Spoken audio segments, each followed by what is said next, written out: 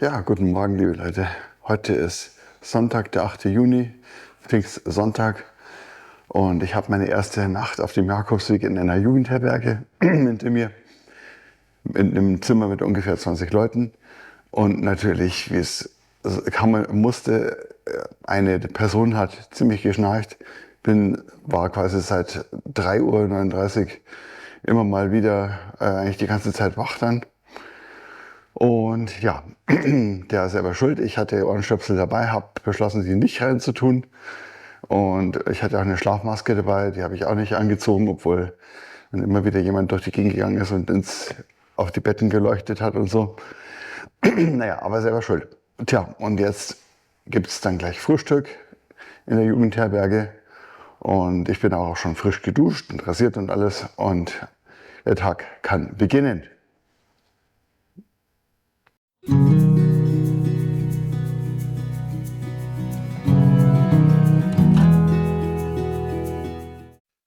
Das Frühstücksbuffet ist sehr reichhaltig. Ich habe dir nochmal eine Liste mit den Preisen in der Jugendherberge zusammengestellt. Pilger mit Pilgerausweis bekommen 10% Nachlass auf die Übernachtung. Ja, jetzt geht's los. Ich bin aus der Jugendherberge ausgecheckt und habe jetzt noch ein Lunchpaket bekommen, das ich mir bestellt hatte. Und jetzt geht's dann los. Ich laufe jetzt nach Kreuzlingen rein und dann geht's südlich Richtung Meerstetten. Und dort komme ich dann heute auch in einer Pilgerherberge unter.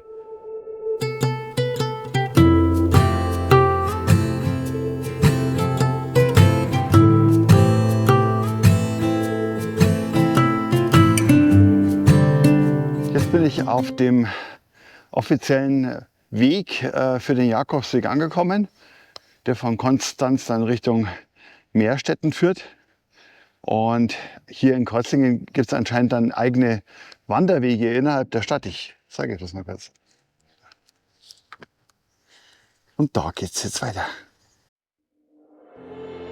Die Kirche St. Stephan in Kreuzlingen. Eine wunderschöne Kirche.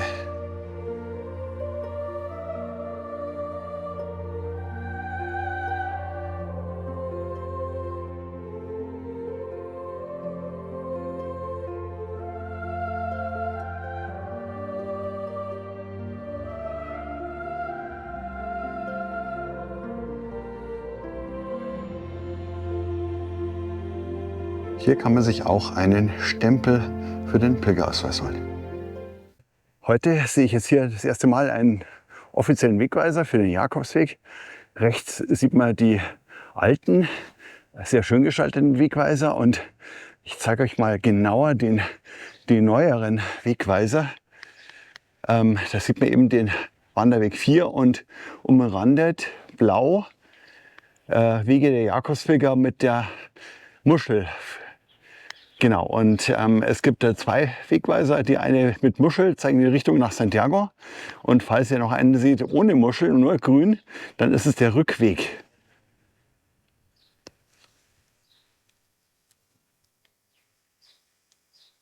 Und da hinten geht es jetzt weiter.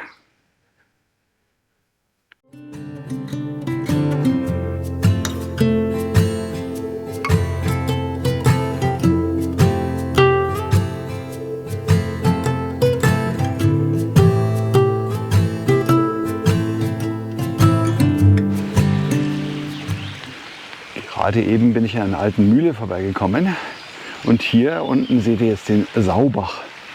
Und der Weg führt jetzt am Ufer dieses Baches Richtung Süden, ein Stückchen. Die Vögel zwitschern. Es ist kühl und schattig und recht angenehm zu laufen.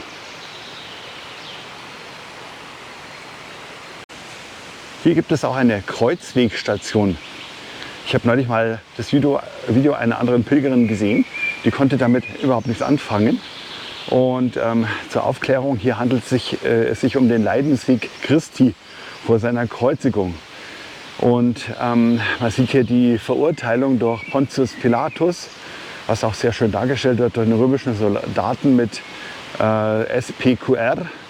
Und wenn euch das Ganze noch ein bisschen genauer interessiert, ich habe ja einen Video gemacht zur Geschichte des Jakobsweges. Da ist das dann auch ein bisschen genauer erklärt. Ja, und jetzt gehe ich wieder weiter.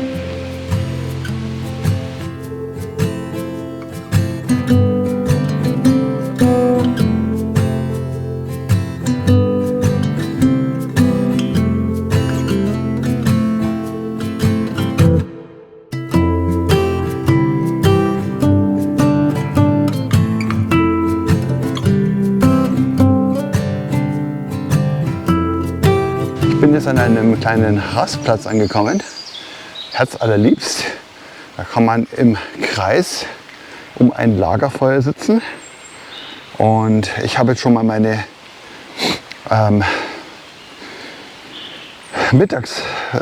mein Lunchpaket von der Jugendherberge ausgepackt. Das ist echt sehr nett. Hummel schaut auch gleich vorbei. Ja, und da hinten gibt es dann auch noch eine Wasserquelle. Und ich habe jetzt auf dem Weg schon mehrere so kleine Quellen oder sowas, so Wasserhähne gesehen, wo man sich anscheinend dann selber immer wieder Frischwasser nehmen kann. Das ist schon mal sehr angenehm, da braucht man nicht so viel Wasser durch die Gegend schleppen.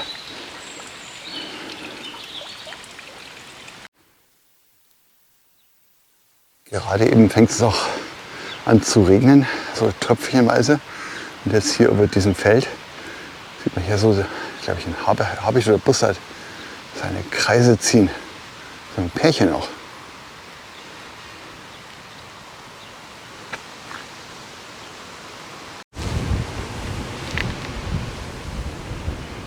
Ja, es hat ein bisschen getröpfelt, dann hat es wieder aufgehört. Jetzt habe ich meinen Schirm am Mann und bin vor Sonne und Regen geschützt. Und schaut mal dieses wunderschöne Feld an. Mohn und Kornblumen. Wunderschön.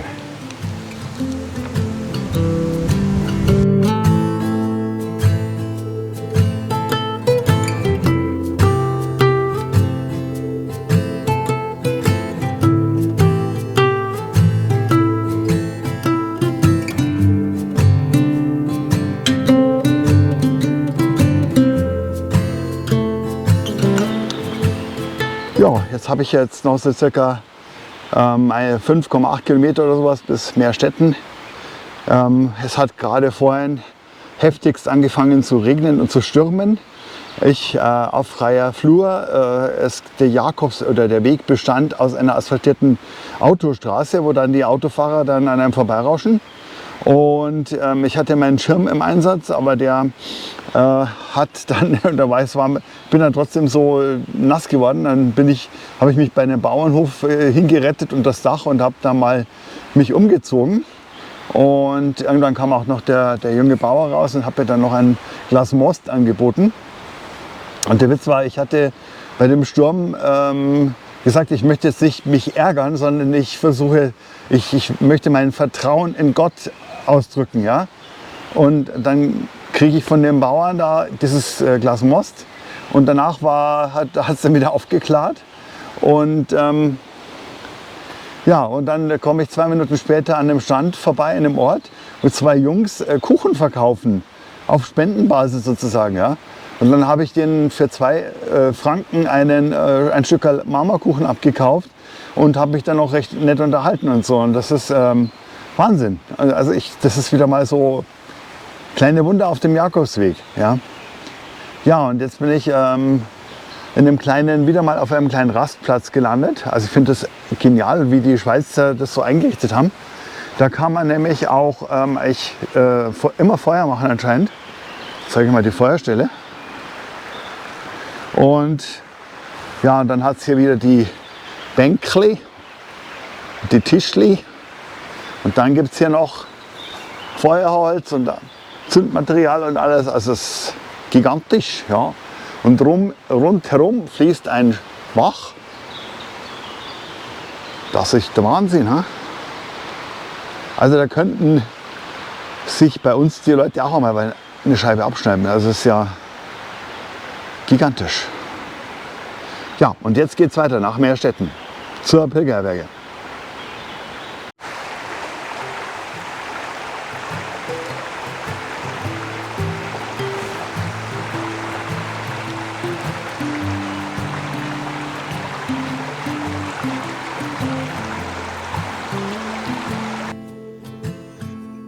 und weiter geht es Richtung Meerstetten. Bei einem wunderschönen Haus begegne ich auf einem Feld daneben das erste Mal meinem Freund, dem Rotmilan, der mich dann auf der weiteren Strecke in den nächsten Tagen immer wieder begleiten wird. Endlich komme ich dann in Meerstetten bei der Pilgerherberge an und beziehe mein Quartier und treffe dort auf 3 weitere Pilger, die sich schon dort einquartiert haben. Gemeinsam kochen wir und verbringen einen wunderschönen Abend. Von der Jugendherberge in Kreuzlingen nach Meerstetten war ich netto 15,6 Kilometer unterwegs. Ja, wie es am nächsten Tag weitergegangen ist, zeige ich dir in meinem nächsten Video.